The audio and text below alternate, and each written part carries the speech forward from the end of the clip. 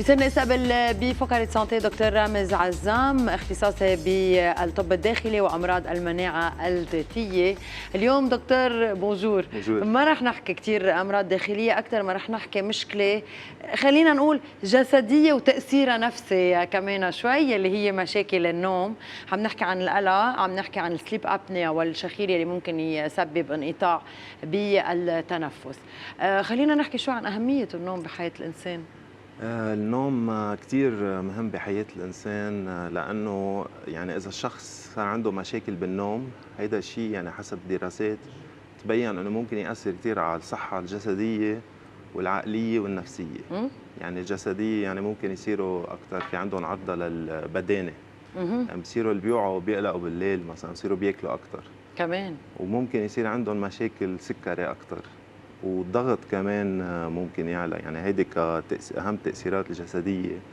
في التأثيرات العقلية اللي هي مشاكل بس التركيز. عفوا دكتور، إذا بدنا نضل بالمشاكل الجسدية، بنسمع بما أنه حضرتك كمان اختصاصك، بنسمع أنه كمان المناعة بتوطى شوي، مزبوط. فبصير عرضة أنه يلقط كمان فيروسز أكثر أو يصير عنده التهابات أكثر. هذا الشيء صحيح؟ هيدا الشيء صحيح. يعني الأشخاص مثلا اللي بيسهروا كثير عضلهم على 3-4 أيام ما عم بيناموا مزبوط، بتلاقي مثلا بيلقطوا جريب أو هيك أسرع. ايه، يعني بتصير مناعتهم ممكن بتخف كمان. يعني اكيد النوم له تاثير كبير على المناعه. بس قد ايه عم نحكي نوم؟ يعني قد ايه لازم يكون معدل ساعات النوم؟ واكيد رح نحكي عن نوعيه النوم ايضا. هلا بالنسبه للنوم بتختلف حسب الاعمار وحسب النساء او الرجال. يعني النساء بيناموا اكثر من الرجال بشي ساعه تقريبا. بالنسبه للاطفال اجمالا بيناموا اكثر، يعني تقريبا شي 10 ساعات 12 ساعه. والبالغين يعني اجمالا لعمر ال60 مثلا ممكن 7 ساعات 8 ساعات، وبعدين ببلش تخف الحاجه. يعني بصير واحد الكبار بالعمر ممكن بيناموا شي 5 ساعات وبيقوموا او 4 ساعات. ليه هالقصه هيك؟ تغييرات هرمونيه وحسب طاقه الجسم. يعني قديش هو اللي بيرجلج النوم. هو في نظامين، يعني نظام خارجي وواحد داخلي. الخارجي هو حسب اشعه الشمس، الضوء والعتمه، بيأثر على افرازات هرمون بالجسم اللي هي اهم شيء الميلاتونين اللي بتغذي الشخص. واجمالا وقت تطلع الشمس الضوء ببطل الانسان يفرز هالماده وبيوعى. منشان هيك بنحس انه منشطين اكثر لما بيكون في صح وقت يجي الضوء. هلا اكيد اذا واحد نايم منيح يعني. والنظام الداخلي هذا اللي بيختلف من شخص لشخص، هو معلق بحاجه الشخص. يعني مثلا إذا واحد سهر على شي 3 ليالي ورا بعض، الرابعة بينام مثلا 12 ساعة. هيدول يعني الأنظمة. بس كل شخص بنحس مثل ما عم تتفضل وتذكر انه بنظامه الداخلي عنده حاجات مختلفة. يعني اوقات بيكونوا اشخاص عايشين بذات البيت تقريبا ذات نمط الحياة، لكن في شخص بيعوز انه ينام اكثر، في شخص بضل منشط لو قد ما نام قليل، يعني ما عنده اي مشكل. هيدا الشيء مرتبط بشو تحديدا يعني بجسم الانسان؟ كثير بيأثر اول شيء اللايف ستايل، يعني الواحد كيف عايش حياته. يعني اجمالا اللي بيعملوا سبور بطريقه منتظمه ممكن هول الاشخاص بيناموا احسن. يعني بس مش يعملوا سبور قبل النوم، لانه السبور بحد ذاته بيوعي الجسم. يعني بيعلي هرمون الادرينالين اللي بتصحصح. يعني اجمالا بننصح بسبور يكون يعني بعيد شي 3-4 ساعات عن النوم. نعم. اوكي. واكيد كل شخص يعني حسب حجم جسمه حسب عمره بتختلف يعني من شخص لشخص. هيدا مش عم نحكي عن اكيد بعض الامراض اللي ممكن تاثر او تخربط يمكن هرمون او بغدد معينه. في يعني اوقات بيكون سبب يعني عضوي. يعني اكثر شيء بيوعي هو الوجع. يعني اذا حدا عنده الام مثلا بالظهر او بشي محل ببطنه ممكن ما يقدر ينام. وثاني شيء الحراره المرتفعه. يعني جسم الانسان وقت يكون حامي كمان بيصير صعب عليه ينام اكثر. كنا عم نحكي ايضا عن التاثيرات العقليه والنفسيه، خلينا ننتبه. صح. اجمالا الاشخاص اللي عندهم مشاكل نوم بيوعوا نعسانين وبيوعوا معصبين وبيوعوا يعني ما بدهم يركزوا على شيء، بيروحوا على الشغل تعبانين، بضلهم يتاوبوا كل النهار، بيشردوا. يعني كثير مثلا في اكثر شيء عند الاولاد بالمدرسه ببطلوا يركزوا بالصف، بيغفوا هيك. يعني اجمالا لازم الطبيب يتاكد انه هول الاولاد ما عندهم عم بيناموا الوقت الكافي يعني قبل ما الواحد يفكر بتشخيصات ثانيه. بيقولوا كمان الاولاد اوقات بيصيروا كثير هايبر، بيزيد الحركه عندهم لحتى يقاوموا النعاس، لحتى يضل جسمهم هيك عم بيقدر وخاصه بهالاوقات بهالايام صايرين الاولاد تلاقي كل واحد لاقط تابلت بايده، يعني ايفون ابل هدول يعني التليفون او الالكترونيه، هدول الالكترونيات بيعطوا ضوء. يعني ممكن بالليل بيمنعوا افراز ماده الميلاتونين، يعني بيصير في عندهم كمان صعوبه كانهم بالنهار بعضهم كانه اشعه الشمس. واو. وعند البالغين كمان اللي بيستعملون هاو المكانات يعني كمان ممكن توعيهم بسبب ثاني اللي هو انه ممكن اوقات بيجي نوتيفيكيشن او شيء ايميل بيكون شغل او شيء ويبلش واحد يعمل ستريس ببطل في ينام. يعني هون عم نحكي كقدرة عقلية، يعني العقل ما عم يرتاح كفاية لحتى يقدر ينام. وكثير عم نسمع مؤخرا عن حالات التعب عند بالدماغ، قد ايه عم بتاثر كمان على الصحه دكتور؟ يعني قد ايه اليوم الانسان لما بيكون بحاله تيقظ دايم، مش رح نقول توتر، ولكن منتبه مثل ما عم تفضل تذكر انه على التليفون على الايميل شو عندي شغل، هالهم يلي بضل لاحقه، قد ايه كمان هيدا الشيء بياثر على نومه، بياثر على صحته. مزبوط، كثير بياثر. يعني هيدا بنسميها ضجه النهار، يعني بيكون واحد عنده اشغال عنده افكار، الانسان لازم يخليهم هدول على جنب. يعني وقت بده يفوت ينام بده يكون خلص ظهر منهم تيقدر ينام نوم سليم. ومثل ما تفضلتي وحكيتي عم تقولي عن التاثير على المدى البعيد، في دراسات بينت انه اللي ما بيناموا مزبوط بيعملوا الزهايمر اكثر، يعني بصير في عندهم مشاكل نسيان وضياع يعني عمر مشاكل الشرايين. يعني من اول الاشياء اللي بتتضرر هي الذاكره التركيز والذاكره اكيد على المدى البعيد. نعم. هلا والذاكره والتركيز وهودي كمان من عوامل التعلميه عند الاولاد. مزبوط. يعني هن هول القصص لحتى ولد يكون عم يتعلم الانتباه التركيز والذاكره.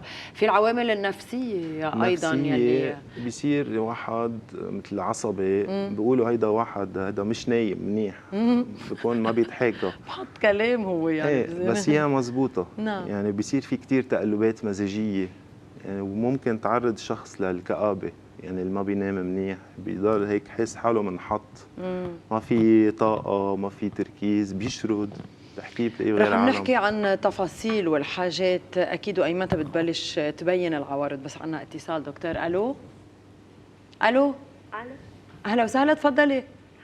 هاي مين معنا؟ الو هاي تفضلي عم نسمعك، انت على الهوا. مين معنا؟ هاي بفتكر مش كثير واضح الاتصال. دكتور، لكن كنا عم نقول انه يعني قبل ما تبلش تبين هالعوارض يلي هي عوارض ان كانت نفسيه او عدم تركيز او تعب دماغي، يعني عم نحكي عن فتره قد ايه من النوم الغير سليم؟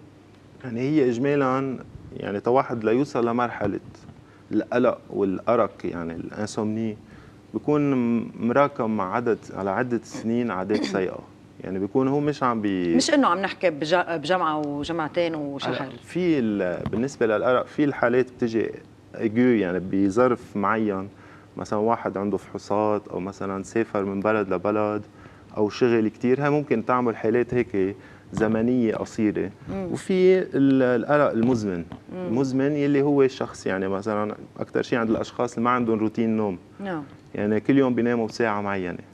وأوقات بيناموا بعد الظهر، وأوقات بيناموا قبل الظهر. يعني في فرق بين النوم بالليل والنوم بالنهار، مزبوط؟ أكيد. في بالنهار بنسميها القيلولة، الناب. بس الناس يلي بيشتغلوا بالليل لنقول او بيسهروا بالليل، الفنانين اليوم اللي عندهم كل هالمهرجانات يلي عم بيكونوا سهرانين بالليالي للصبح اجمالا، هل هو كنوعيه، ورح نحكي اكيد عن نوعيه النوم والتقطيع بالنوم، يعني اقل نوعيه من النوم بالليل؟ هي نعمل دراسات وتبين اللي بيشتغلوا شيفت، يعني مثل دوام معين، واوقات بيشتغلوا بالنهار اوقات بالليل، هول الاشخاص اكثر شيء معرضين تكون نومتهم يعني نوعيه عاطله. اوكي. وهدول الاشخاص كمان عمل عليهم دراسات وبيقولوا انه لازم يصير في قيلوله معينه خلال الشيفت، يعني واللي هي ماكسيموم 20 دقيقه. يعني اشخاص اللي بدهم يناموا ياخذوا بعد الغداء غطا او هيك لازم ياخذوها على بكير مش مؤخر كرمال ما توعيهم بالليل. لازم تكون مدتها ماكسيموم ثلث ساعه. ليه؟ لانه بعد ثلث ساعه اجمالا ببلش الانسان يفوت بالنوم العميق. يعني بيصير اذا بتوعيه بهالمرحله بيوعى مكسر او مزعوج، بحس حاله ما نام مرتاح. يعني الصغيره بيسموها باور ناب، يعني مثل الغطا اللي هيك بتعطي قوه شوي. ايه بتبقى قصيره يعني ربع ساعه ثلث ساعه. نعم. النوم العميق والنوم السطحي، في ناس بيناموا كوقت يعني بين ال8 وال10 ساعات، ولكن بيتقلقوا كثير، بيوعوا بيناموا كل الليل. هل هالشيء مضر هيدا، او بيكون نوم خفيف كل ما سمع ضجه حوالينا؟ لا اكيد كل شخص بيبقى نومه سطحي ونومه غميق، بس بالاجمال هو الانسان بيرتاح، يعني بيرتخوا عضلاته وقت يكون النوم الغميق. وهيدا اكثر شيء بيتاثر وقت يصير في شيء اسمه سليب ابنيا. نعم. يعني هي انقطاع النفس خلال النوم، لانه وقت يرتخوا العضلات عند هؤلاء الاشخاص بيرتخوا، يعني ممكن الانسجه الطريه مثل اللسان تسكر مجاري الهواء ويختنقوا هؤلاء الاشخاص. يعني بيصير في انقطاع بالهواء على مده مثلا ممكن 30 ثانيه نعم. او 40 ثانيه، وما بيفوتوا بالنوم العميق. يعني هؤلاء الاشخاص بيبقوا بشنخروا كثير، بيبقوا بتحسيهم مثل عم بتعطشوا لياخذوا هواء بالليل، لانه عم ما لها حل هيدا اكيد لها حل. يعني اجمالا عم تيجي عند الاشخاص اللي عندهم بدانه زايده واللي بيجي شكلهم ورقبتهم قصيره، يعني بيبقى راسه فايد بجسمه هيك. يعني هو اكثر اشخاص بتصير معهم. والحل هو اجمالا يعني اكيد في خساره الوزن، سبور، توقيف الدخان، بس كمان في مكانات بتفتح مجاري الهواء. بعد لهلا ما اكتشفوا غير هالحل هيدا، انه في عم بيطلع مكانات، في عمليات على الليزر عم تصير على سقف الحلق كمان هيدي. يعني في عده قصص، بس اكثر شيء شائع هو ينحط مكنه ضغط هواء، تعطي ضغط هواء لحتى يقدر ياخذ الاكسجين اللي كافي. صحيح. بدنا نحكي كمان عن خطوره القلق على الصحه، او اذا قد ايه ممكن يوصل لمحلات يعني فعلا صعبه. بس خلينا ناخذ اتصال. الو بونجور. اهلا وسهلا، تفضلي. بس بدي اسال سؤال. عندي بنت صبيه ما بتنام اكثر من ساعتين، لا بتاخذ ادويه ولا شيء، بس ما فيها تنام.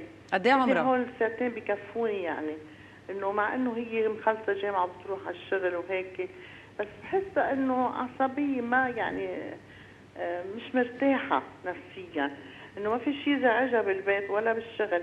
بس هي يمكن قلت النوم، بس بدي اسال انه شو الدواء.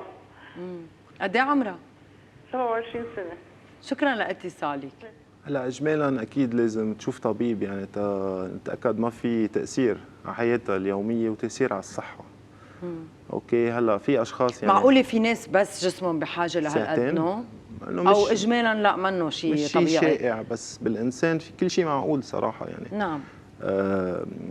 يعني بس اجمالا لازم تتاكد انه ما تكون عم تتبع عادات سيئه قبل النوم، مثل مثلا الرياضه مثل ما قلنا، او الالكترونكس، اكل او الشرب. في عالم بياكلوا وبفوتوا بيناموا وبالليل بيحمى جسمهم على الهضم، او ممكن يعملوا رفلو، يعني مثل حرقه، بتوعيهم.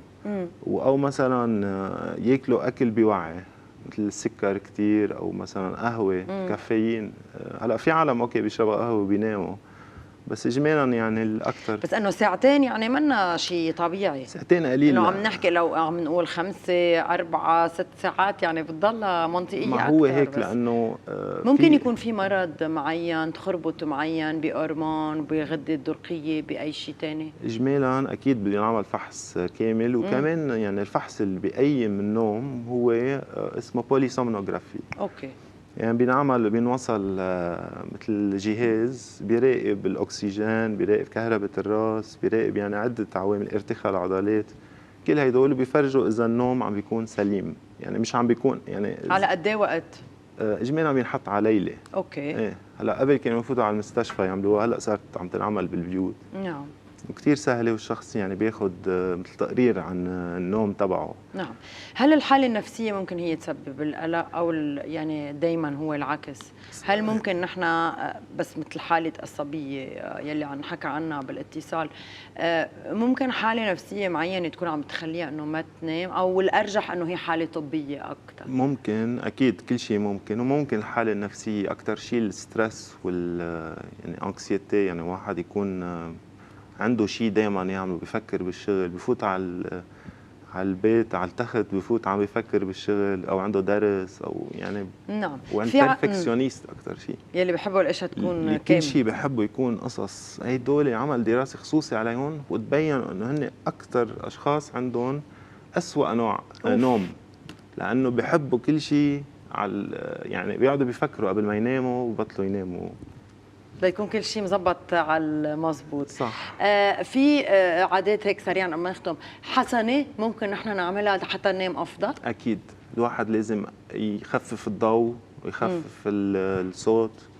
على شي ساعة ما يستعمل كل شيء في ضوء مباشر. الأكل والشرب، الشرب ممكن يخلي شخص يصير بده يفوت على الحمام بالليل. الكحول مثلا، الكحول جميعا في عالم بيشربوا كاس بفوتوا يناموا، بس إذا أكثر ممكن تعطي نوعية نوم رديئة. بعض الزهورات مثلا بيقولوا ينسون أو بابونج أو في الباشن فروت، ايه كثير بتنعس. وفي كمان مستحضرات يعني بتبقى أباز يعني الأعشاب منها الباشن فروت وغيرها يعني. هدول بيرخوا.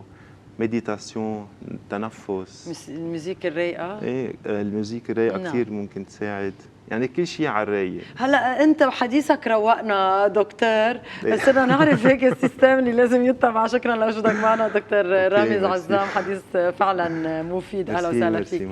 رح ناخذ بريك، من بعدها بنرجع على الساعه كمان 12:10. بذكركم انه في فقره تارو لكل الاشخاص اللي بحبوا يتصلوا فينا يحضروا حالهم من هلا لحتى نفتح لهم الورق مع زينة نمرود. بريك وبنرجع.